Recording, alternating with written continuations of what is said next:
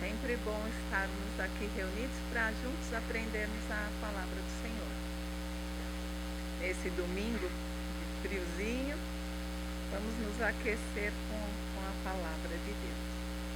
Nós temos estudado, obrigada, Rui. Temos estudado a Bíblia livro por livro desde janeiro do ano passado. 1 ano e 7 meses estudando livro por livro da Bíblia. E tem sido um tempo delicioso aprendermos juntos a palavra de Deus. Mas o nosso tempo aqui não substitui o nosso tempo também em casa com Deus.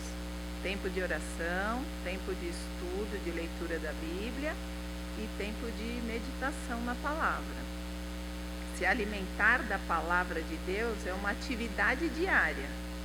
Então precisamos nos alimentar dia a dia. Se nos alimentarmos somente no domingo, seremos um cristão desnutrido espiritualmente, né? Então que possamos nos alimentar aqui no domingo e diariamente em nossos lares, da mesma forma. Se vocês aceitaram o convite da irmã Iracema em janeiro do ano passado, muito provavelmente leram toda a Bíblia durante o ano passado e este ano já estão relendo o Novo Testamento, né? Então, é bastante conhecimento. Mas se alguém ainda não fez, né? Se alguém ainda não aceitou o convite da irmã Iracema, que faça agora.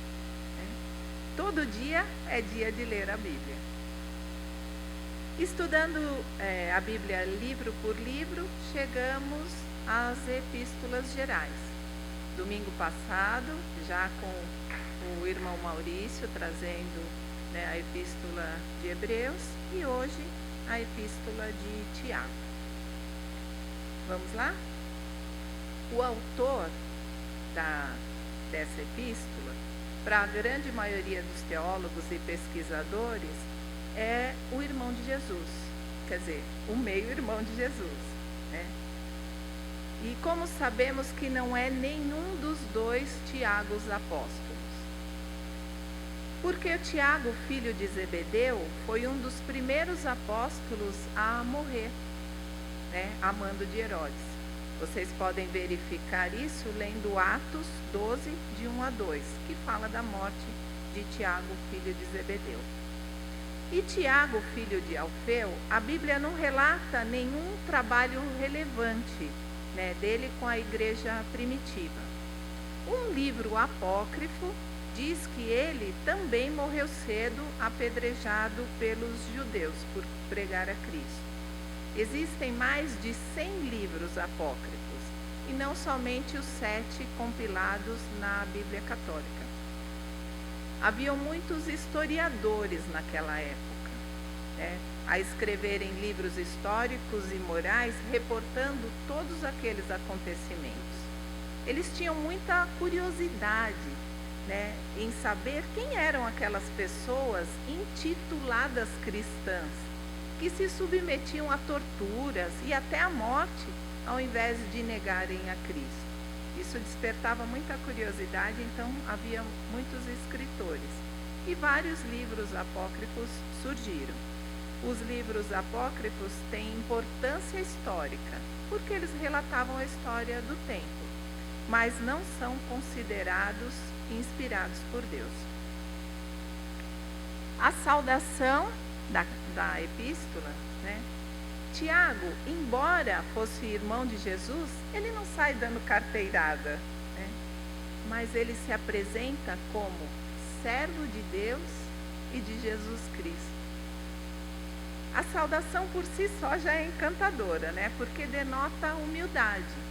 Hoje em dia, o que mais as pessoas querem é mostrar, né? Vocês pensam que estão falando com quem, né? Tiago não. Tiago humildemente sauda e se apresenta como servo. Mas vocês podem questionar, mas os irmãos de Jesus nem criam nele? Isso é verdade num primeiro momento. Mas, depois da morte e ressurreição de Jesus, Tiago viu Jesus ressurreto, né? Então, a ponto de se converter e se tornar um líder em Jerusalém. De incrédulo a líder, de líder a servo. Isso é muito lindo, porque ele traz a transformação que o Evangelho produz. O Evangelho transforma. E aqueles que buscam, amadurecem espiritualmente.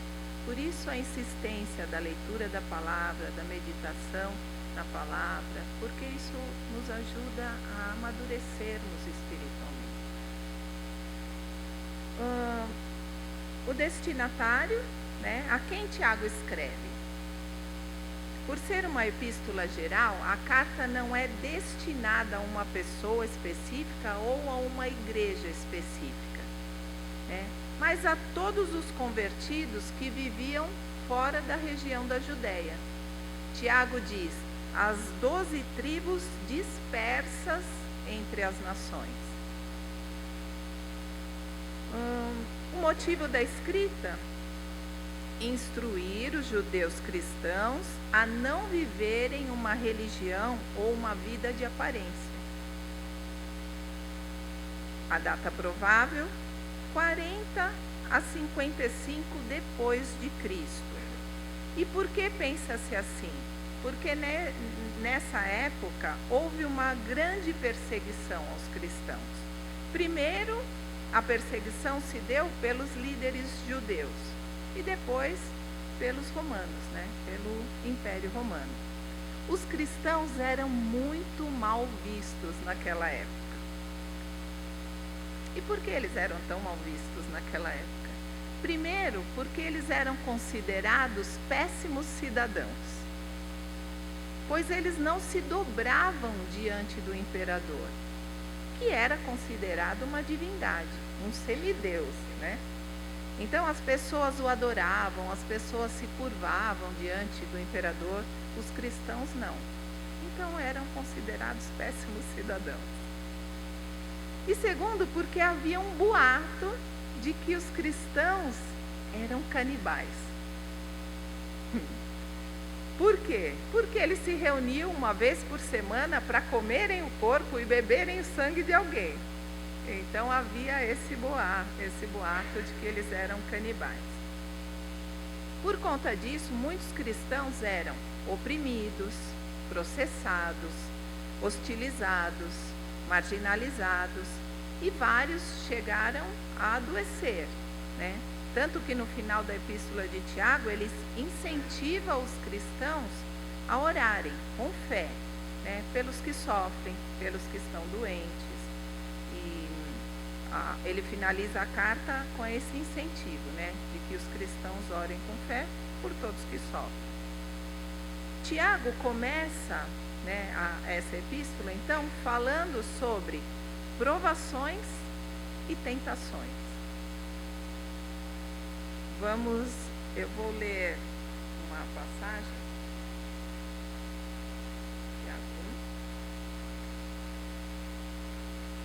Tiago 1, de 2 a 5, que fala sobre provação. Diz assim: meus irmãos, considerem motivo de grande alegria o fato de passarem por diversas provações, pois vocês sabem que a prova da sua fé produz perseverança, e a perseverança deve ter ação completa, a fim de que vocês sejam maduros e íntegros, sem lhes faltar coisa alguma. Se algum de vocês tem falta de sabedoria, peça a Deus, que a todos dá livremente de boa vontade. Quando um professor dá uma prova para um aluno, a intenção desse professor é aprovar esse aluno, né? O professor não se desgasta ensinando para reprovar alguém, né? O texto fala de perseverança e sabedoria. Vamos acompanhar na folha o que é literalmente a provação, a perseverança e sabedoria. A provação é uma dificuldade que põe a nossa fé à prova. Ela é permitida para nos aprimorar, nos amadurecer espiritualmente. O alvo de Deus é nos aprovar. E aí o texto fala para que tenhamos o quê? Perseverança nas provações. A perseverança é a qualidade daquele que persiste, que tem uma constância em suas ações, né? E não desiste nas dificuldades.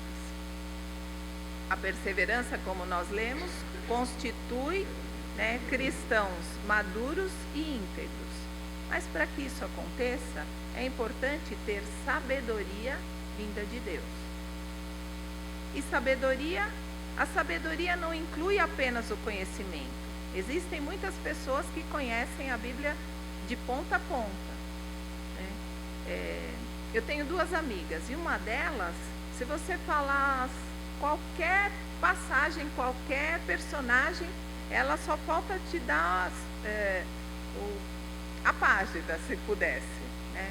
Sabe exatamente de ponta a ponta. Ela fala os versículos e sempre cita as passagens. A memória é incrível. E aí um dia eu falei para essa outra nossa amiga, eu falei, nossa, fulana de tal é tão sábia. E aí ela é vizinha, parede com parede dessa outra nossa amiga. Ela falou, olha, não é bem assim. Ela tem muito conhecimento, mas a prática não condiz. Então, a sabedoria não inclui apenas o conhecimento, mas a habilidade e julgamento para aplicar tal conhecimento às circunstâncias e situações do dia a dia.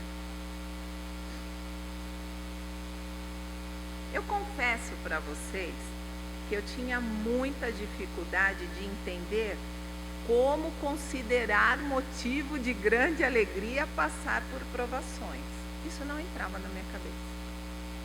Como considerar motivo de grande alegria passar por provações? E aí nenhuma pregação que eu assistia, nenhuma explicação que eu ouvia, nenhum comentário bíblico aquietava esse meu questionamento.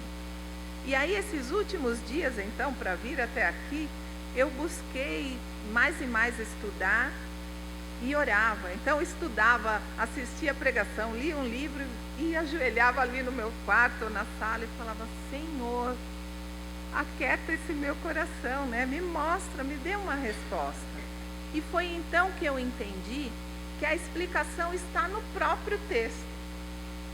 O pastor Elias insiste, está no texto, né? Então, a explicação está no próprio texto. Vou reler para vocês. Meus irmãos, considerem motivo de grande alegria o fato de passarem pelas provações. Caramba, passar. O motivo da grande alegria é passar pelas provações. Passarmos de forma digna a honrar o Senhor com perseverança e sabedoria. Então, quando paramos, né, e olhamos para trás na nossa vida, quantas provações já passamos? E aí, hoje em dia, quando a gente olha para trás e percebe, já passamos por tantas provações, é motivo de alegria. Um aluno que se lembra das provas, né, que ele passou, que o levou até o diploma, é motivo de grande alegria. Então, isso aquietou o meu coração. É motivo de grande alegria passar pelas provações. A provação é passageira. Provação, assim como o deserto, não é lugar de morada, é lugar de passagem. Por isso, não façam da provação lugar de morada. Algumas pessoas se estabelecem. Por quê? Porque não buscam conhecimento, não usam de sabedoria para passarem por aquela fase mais difícil. Vou ler mais um versículo e diz assim, Tiago 1:12. Feliz é o homem que persevera na provação, porque depois de aprovado, receberá a coroa da vida que Deus prometeu aos que o amam. Feliz é aquele que persevera, porque depois de provado, depois que passar as provações, recebe a coroa da vida. Então vai fazendo mais e mais sentido.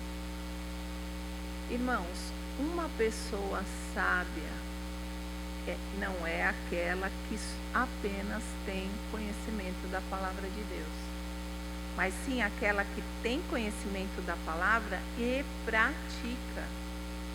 Aqui na igreja nós temos estudos maravilhosos,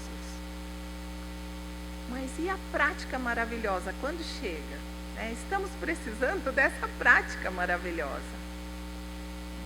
A igreja está passando por uma transição, com a sucessão pastoral. É tempo de cristãos maduros agora. O pastor Elias vem preparando os membros dessa igreja com todos esses estudos e para que a gente use-os agora, mais e mais. A gente ouve pessoas falando, mas o pastor Elias não será mais o pastor dessa igreja. Talvez Deus esteja trabalhando a idolatria neste local. Vamos pensar com carinho. É agora que a nossa igreja precisa de união, unidade. Então vamos usar de sabedoria nesse instante. E algumas pessoas, Tiago pontua provações e tentações muito próximas, assim. Porque algumas pessoas, quando passam por provações, querem buscar atalhos, querem um jeitinho fácil e são tentados a pecar. Acompanhe a folha novamente, a Bíblia novamente. Tiago 1, eu vou ler para você. Tiago 1, de 13 a 15, diz assim.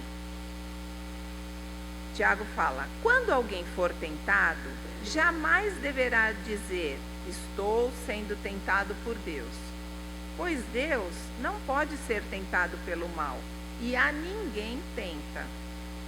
Cada um, porém, é tentado pelo seu próprio mau desejo, sendo por este arrastado e seduzido. Então, esse desejo, tendo concebido, dá luz ao pecado, e o pecado, após ter se consumado, gera a morte. Vocês repararam que o texto não fala de diabo? Que as pessoas, fui tentado pelo diabo. Não fala de diabo no texto, porque nós somos tentados pela maldade do nosso próprio coração. É duro admitir isso, mas a maldade mora dentro da gente. Por isso precisamos nos abastecer, nos enchermos do Espírito Santo de Deus, para acalmar, reprimir essa maldade.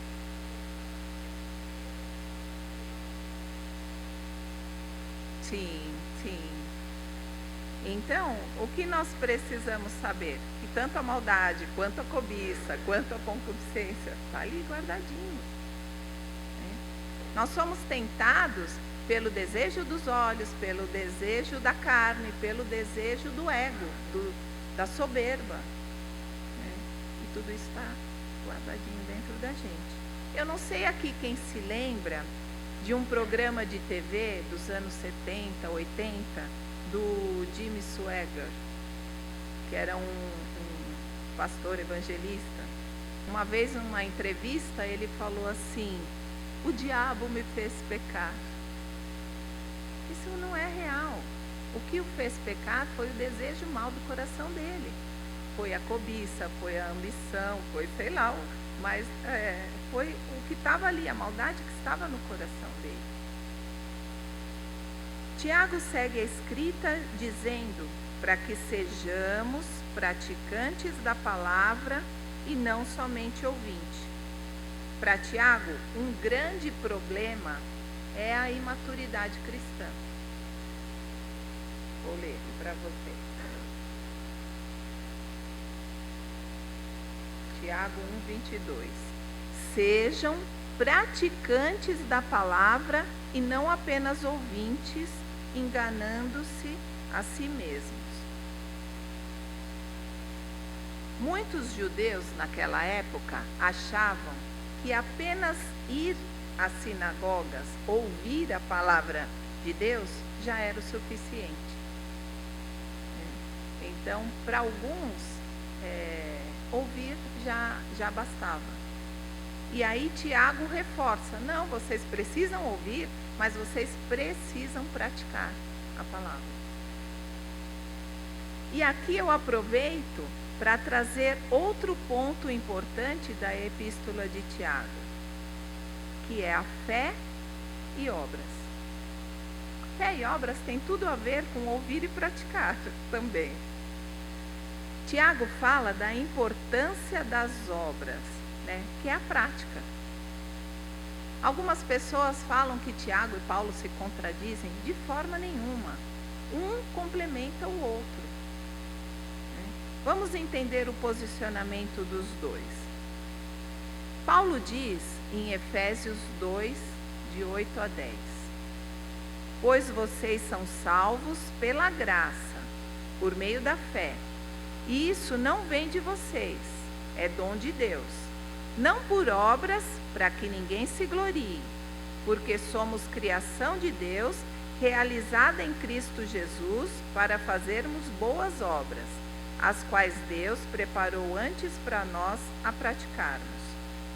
Paulo queria que entendêssemos que a salvação é graça, é favor imerecido, que não eram pelas obras da lei, mas justificação pela fé. Foi isso que Paulo trouxe. E o que Tiago diz? Tiago diz, no capítulo 2, de 14 a 17: De que adianta, meus irmãos, alguém dizer que tem fé se não tem obras? Acaso a fé pode salvá-lo? Se um irmão ou uma irmã estiver necessitado de roupas e de alimento de cada dia, e um de vocês lhe disser, vá em paz, aqueça-se e alimente-se até satisfazer-se, sem porém lhe dar nada, de que adianta isso? Assim também a fé por si só, se não for acompanhada de obras, está morta. No verso 19 diz, você crê que existe um só Deus? Muito bem, até os demônios creem e tremem. Então, simplesmente crer, ter fé, não é o suficiente. Não em relação à salvação, pensando nas obras da lei. Não é nada que a gente faça, é graça, é Cristo. Mas, Tiago não diz que a salvação é mérito por causa das obras, mas diz que as obras denotam uma prática cristã. Paulo diz que a causa da salvação é a justificação pela fé. E Tiago diz que a evidência da salvação são as obras da fé. Eu vou dar um exemplo prático. Por exemplo, se eu disser aqui para os irmãos, eu sou artesã. E aí os irmãos falam assim, você é artesã? Me mostre uma obra realizada por você. Aí eu digo, não, mas eu não faço nada, assim, prático. Eu sou artesã, mas eu não faço nada prático. É questionável. Agora, se eu disser, irmãos, eu sou artesã, e aí vocês me dizem, me mostra uma obra realizada por você como artesã. Aí eu falo, olhem só, eu fiz a capa da minha Bíblia. Eu fiz um estojinho prático para colocar no meu livro, Fiz a minha capinha do óculos. Aí faz todo sentido eu dizer para vocês, eu sou artesã e existem obras realizadas. Aqui Tiago fala da mesma forma. Se nós somos cristãos, onde estão as obras que denotam isso? Então ele não contradiz Paulo. Paulo diz que a salvação é graça. Mas Tiago fala, tudo bem, se você crê, até os demônios creem. Mas os demônios não fazem nada que denote transformação, que o Evangelho produz. Então é isso que nós precisamos mostrar. As obras são tudo aquilo que o homem faz em obediência a Deus. É o nosso compromisso com a moral e ética cristã.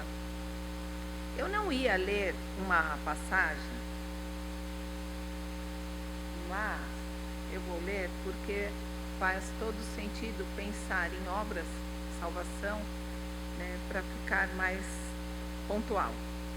Mateus 25:31 diz assim: Quando o Filho do Homem vier em sua glória com todos os anjos, assentar-se-á em seu trono na glória celestial.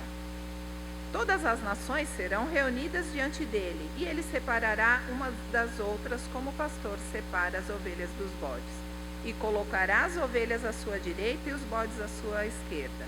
Então o rei dirá aos que estiverem à sua direita: Venham, benditos do meu Pai, recebam como herança o reino que lhes foi preparado desde a criação do mundo.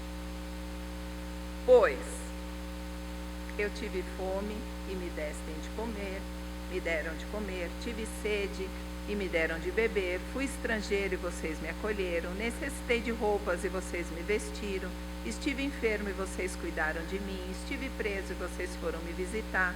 Então os justos lhes responderão: Senhor, quando te vimos com fome, te demos de comer, ou com sede, te demos de beber? Quando te vimos como estrangeiro e te acolhemos, ou necessitado de roupas e te vestimos? Quando te vimos enfermos ou preso e fomos te visitar? O rei responderá: Digo-lhes a verdade, o que vocês fizeram a algum dos meus menores irmãos, a mim o fizeram.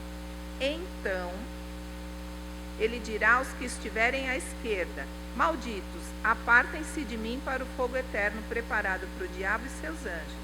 Pois eu tive fome e vocês não me deram de comer, tive sede e não me deram de beber, fui estrangeiro e vocês não me acolheram, necessitei de roupas e vocês não me vestiram, estive enfermo e preso e vocês não me visitaram.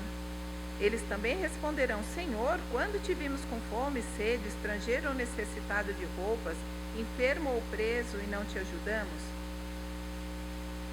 E ele responderá: Digo-lhes a verdade, o que vocês deixaram de fazer a alguns desses mais pequeninos, também a mim deixaram de fazer. E estes irão para o castigo eterno, mas os justos para a vida eterna. Então, as obras vão fazer diferença. Precisamos nos lembrar disso. E outro ponto que eu trago da epístola de Tiago é o domínio sobre a língua. A escrita de Tiago, os 5 capítulos, tem muito conteúdo bom. Se eu disser aqui para os irmãos, todos que já leram a epístola de Tiago, o que mais encantou vocês na leitura, cada um vai pontuar algo às vezes diferente, de tanta quantidade de coisa boa que tem nessa epístola. O pastor Elias, em 2019, fez uma série de 8 pregações em um estudo mais detalhado que a irmã Maria José me fez lembrar. Pena que antes da pandemia as pregações não eram gravadas, mas 8 pregações, tanto é o conteúdo desta epístola. Mas leiam toda a epístola, porque o que aqueles cristãos passavam naquele momento é muito atual. Passamos hoje da mesma forma. Prestem bem atenção o que eles passavam. Eles estavam passando por duras provações. Eu não vou nem perguntar quem aqui está passando por duras provações. Eles estavam sendo tentados a pecar. Alguns estavam sendo humilhados pelos ricos, enquanto outros estavam sendo roubados pelos ricos. Alguns membros da igreja estavam buscando posição de lideranças. Muitos queriam ser mestres. Hoje em dia também, né? O que mais a gente vê são as pessoas querendo ser mestres. A gente abre as redes sociais, todo mundo tem uma verdade absoluta a ser dita, né? Alguns crentes não estavam vivendo o que pregavam. E no dia a dia encontramos muitos que não vivem o que pregam. Outros estavam vivendo de forma mundana, se amoldando aos padrões do mundo. Eu sei que isso é errado, mas eu concordo. Então, está uma bagunça. Outros estavam se afastando do Senhor. Tudo isso naquele momento. É tão atual essa carta. Havia crentes vivendo em guerra uns com os outros. E havia muitos que não conseguiam dominar a língua. Claro que isso acontecia naquela época, né? Aqui todos temos autocontrole. Lê do engano. Lê do engano. Irmãos, todos nós já fomos feridos pelas palavras de alguém. Todos nós. Se eu perguntasse aqui quem já foi ferido pela palavra de alguém, muito provavelmente todos levantariam a mão. Sabemos o quanto dói uma palavra maldita. Mas eu tenho uma má notícia para dar para vocês. Todos nós já ferimos gravemente alguém com as nossas palavras. Todos nós. E alguns vão além, alguns já feriram propositalmente. Né? Então, a palavra tem o poder de curar, mas tem o poder de matar. Tiago diz, no capítulo 3,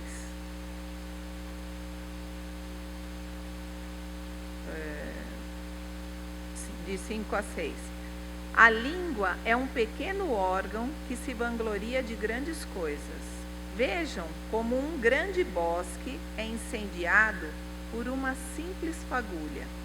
Assim também a língua é um fogo, é um mundo de iniquidade. Iniquidade, que é um ato mau, injusto e perverso. Colocada entre os membros do nosso corpo, contamina a pessoa por inteiro, incendeia todo o curso de sua vida, sendo ela mesma incendiada pelo inferno. Na folhinha, diz assim, a boa palavra é como medicina, traz cura.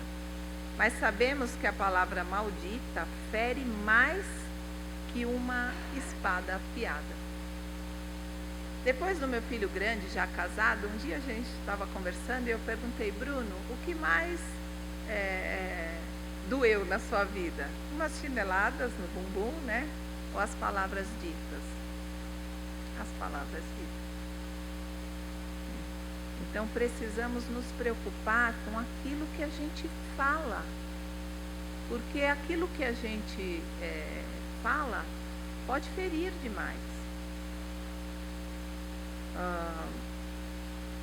Aqui, nessa passagem que nós lemos, Tiago não diz que a língua parece como um fogo. Tiago diz que a língua é fogo, tem poder de destruição. O que o fogo faz? O fogo, uma fagulha, incendeia uma floresta. Da mesma forma, uma palavra maldita incendeia um coração, um casamento, uma família, uma igreja. Tem poder de destruição. Quantas igrejas não são destruídas por causa de fofoca, de palavra? Estrago. Algumas palavras causam um estrago incrível. E pessoas com sequelas, machucadas acabam machucando outras. Então vira um círculo vicioso. Uma pessoa que foi machucada e acaba machucando outros porque não se cura. Então isso é muito problemático. E depois do estrago, algumas pessoas dizem: ai, falei da boca para fora.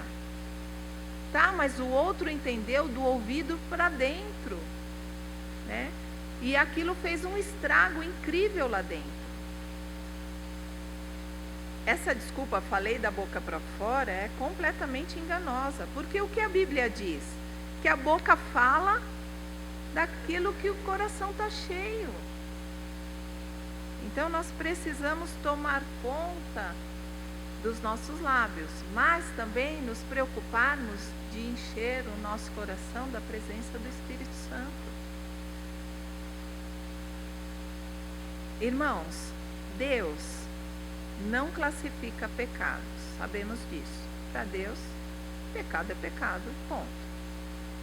Só existe um pecado que é maior do que todos os outros, que não tem perdão, que é blasfemar contra o Espírito Santo de Deus.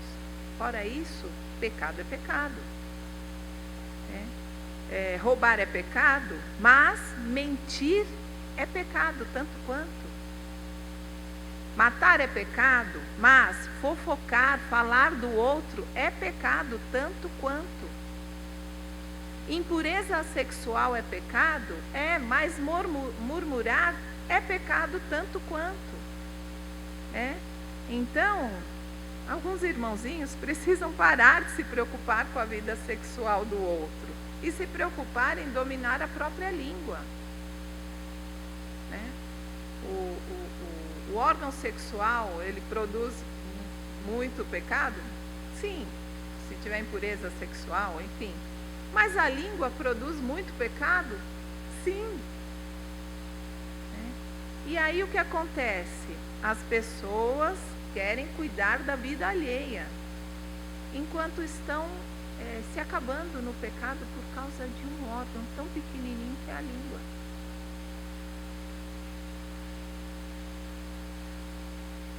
Tiago diz, vou ler mais algo que Tiago diz. Tiago diz no capítulo 3, no verso 11: acaso pode sair água doce e água amarga da mesma fonte? Não pode. Isso é incoerente demais.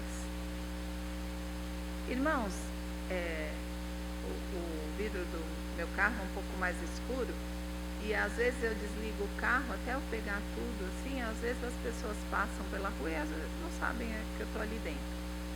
E aí, assim, eu já ouvi famílias entrando na igreja, quebrando o pau, assim, né, de falarem coisas um para o outro, e você fala, eu preciso ver a tradução desse palavrão, eu não conhecia muito bem, né?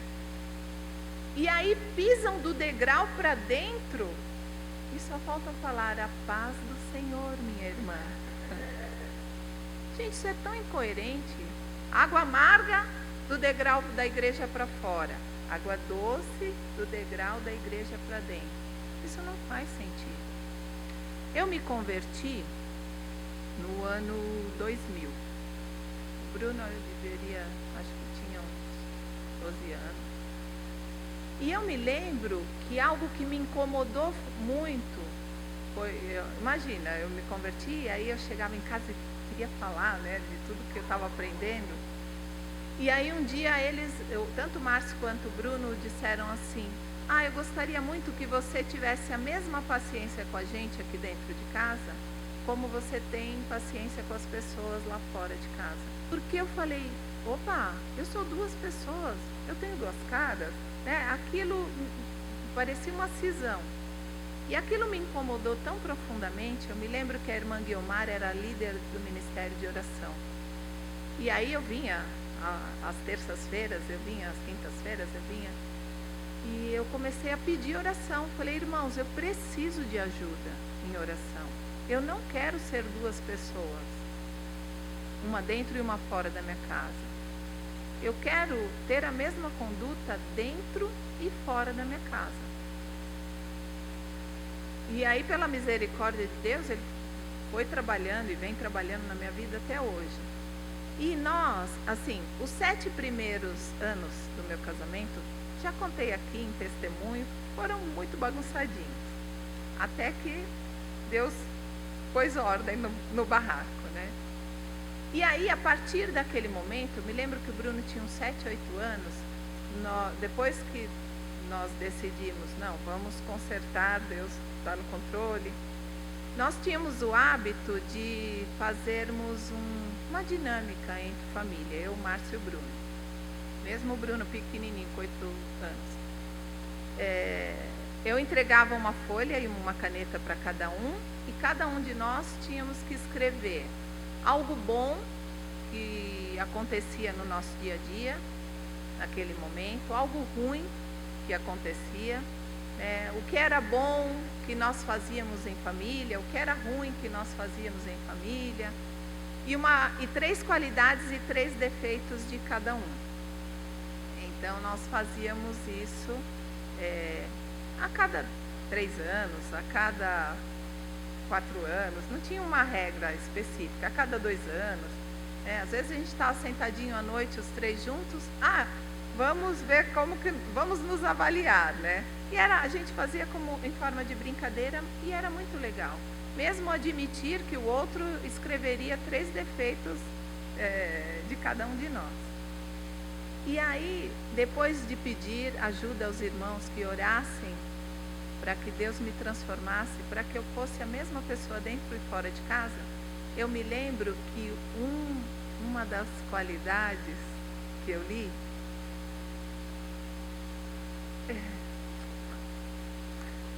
foi eles pontuando que eles gostavam que eu era a mesma pessoa dentro e fora de casa. Isso é misericórdia de Deus, gente. Porque por mim eu não teria condições de fazer isso. Não teria. Então a misericórdia de Deus nos alcança e nos transforma e nos faz pessoas melhores. Deus quer nos aprovar. Essa é a intenção de Deus, nos aprovar. Ao contrário da tentação, que é um convite para pecar, ao contrário da tentação que vem para tentar nos fazer cair, né? Deus vem para nos aprovar. Então, podemos ser melhores. Precisamos nos preocupar nos detalhes. Obras são detalhes. A forma como falamos, a forma como nos comportamos, a forma como agimos. Tudo isso precisa denotar transformação que o Evangelho produz em nossas vidas. Então, é incoerente a prática do ouvir não ter sintonia, né? Precisa ter muita sintonia. Ouvir, praticar. Ouvir, praticar. A vida cristã é prática, não é aparência. Jesus combatia muitos fariseus. Por quê? Porque eles não praticavam o que falavam. Eles viviam muito de aparência. E isso não agradava ao nosso Senhor. Então, que tenhamos em mente isso mais e mais. A palavra dita, ela pode levantar ou ela pode derrubar alguém. Ela pode abençoar ou ela pode amaldiçoar. O pastor já relatou alguns casos de pacientes que foram definhando por uma palavra maldita. A palavra pode pacificar ou pode criar guerras, pode curar ou pode matar. Muitas vezes, e eu penso que isso já deve ter acontecido com vocês, muitas vezes alguns amigos, alguns pacientes me falam assim: Silvia, uma vez você me falou tal coisa que fez toda a diferença no meu sentir, ou no meu agir, ou no meu pensar. Que bom que a tal coisa foi algo que abençoou, porque eu nem lembro mais, mas a pessoa se lembra. Então precisamos ter muito cuidado com o que é dito. A comunicação é a chave dos relacionamentos saudáveis. Boa comunicação, relacionamento saudável. Péssima comunicação, relacionamento bagunçado. Então precisamos melhorar a nossa comunicação dentro de casa, com os nossos amigos, dentro da igreja. Nossa igreja está passando por uma transição e precisa de boas palavras nesse momento. Palavras de acolhimento, porque virão novas pessoas, né? Palavras de incentivo, porque alguns estarão desanimadinhos e nós precisamos ter sabedoria para animar pessoas. Os nossos relacionamentos precisam ser examinados periodicamente. Tem uma pessoa que eu conheço e aí ela vem e fala: Silvia, lá em casa está difícil a comunicação. Aí daqui a pouco ela passa uns dias e fala: no meu trabalho as coisas estão difíceis, parece que ninguém me entende. Olha, eu não tenho mais quase amigo, porque está difícil. Eu falei: olha, os seus relacionamentos estão muito conflituosos, né? Examine a sua forma de falar com as pessoas. Talvez isso mude a dinâmica dos relacionamentos. Eu não me lembro a última vez assim que eu discuti com alguém. Não me lembro. Mas isso não é porque eu sou boazinha ou porque eu convivo com pessoas pacíficas. Mas é porque, sabe o que a Bíblia diz? Que a resposta calma desvia a fúria, né? Mas a palavra ríspida desperta a ira. Se você der uma palavra calma para alguém, né, dificilmente você vai arranjar confusão com aquela pessoa. Ainda que ela queira brigar, se você não quiser brigar, não haverá guerra. O Tiago pontua, né, está em Tiago 1, no 19. Meus irmãos, tenham isso em mente. Sejam prontos para ouvir, tardios para falar, tardios para irar-se. O cristão deve saber ouvir. Ninguém sabe ouvir mais ninguém. As pessoas passam umas pelas outras e às vezes perguntam, né? Está tudo bem? Por mero clichê. Elas não querem saber se está tudo bem. E se a outra insiste em falar que não está tudo bem, ela quer, parece que, disputar quem está sofrendo mais. E o outro diz: irmã, passei a semana com dor de cabeça, mas eu tenho uma enxaqueca crônica, né? As pessoas estão tão egoístas que elas só querem falar de si, falar de si, falar de si. Então, nós precisamos aprender a ouvir. No consultório, as pessoas se sentem bem e começam o processo de cura porque tem alguém que as escuta com atenção. Sabe o que é estar de frente a outra pessoa e aquela pessoa estar interessado no que você tem a dizer? Isso é curativo. Precisamos aprender a ouvir. Mas, assim como nós vimos agora há pouco, precisamos saber quando falar e como falar. Eu me lembro que quando meu pai ainda estava vivo, às vezes ou minha mãe me ligava ou a Ana ligava e falava: fala lá com seu pai, né? Porque se eu for falar, eu passava a mesma informação que elas precisavam passar, mas de um jeito diferente, que ele acabava escutando, né? Então nós precisamos saber como falar. Eu posso falar para alguém: nossa, Irene, você anda muito estressada ultimamente. Ou eu posso falar: Irene, o que está acontecendo com você? estou te percebendo um pouquinho nervosa, né? Com alguns picos de estresse. Você está com algum problema? Gente, olha a diferença. Se eu falar assim, nossa, Irene, você está muito estressada, ela vai falar, você vai cuidar da sua vida, né? Mas se eu chego e falo, Irene, olha, estou te percebendo um pouquinho nervosa, né? Está acontecendo alguma coisa? Ai, Silvia, que bom que você perguntou. Queria compartilhar algo com você. Você desarma a pessoa, né? Então pensem quando falar e como falar.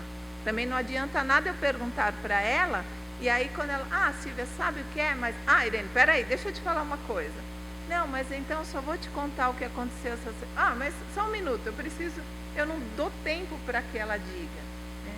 Então, prontos para ouvir, tardios para falar. E isso não somente num relacionamento tranquilo, mas quando a coisa também está pesada. Quantas vezes, numa situação de conflito, um quer falar mais do que o outro, né? E se um aumenta a voz, o outro quer aumentar a voz ainda mais. E se um fala uma palavra dura, o outro quer atingir com uma marreta, né? Então, saber quando falar.